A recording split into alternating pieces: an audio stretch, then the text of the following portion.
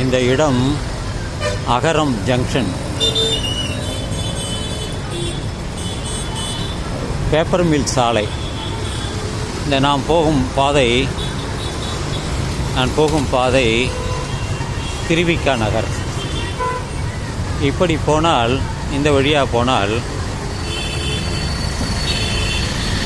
ஜவஹர் நகர், பெரியார் நகர் அப்படியே போகலாம். இந்த வழியாக என்னுடைய லெஃப்ட் சைடு வழியாக போனோம்னா, இந்த வழியாக போனோம்னா கொளத்தூர் போயிடலாம், ரெட்டேரி வரைக்கும் போகலாம். ஸோ எதிரே காமராஜர் சிலை இருக்கிறது. இதுதான் அடையாளம். இந்த அகரத்தோட அடையாளம் எது என்றால் இந்த காமராஜர் சிலை தான். அவருடைய பிறந்த நாள் எல்லாவற்றிற்கும் அவர்கள் இங்கே மாலை போடுவார்கள்.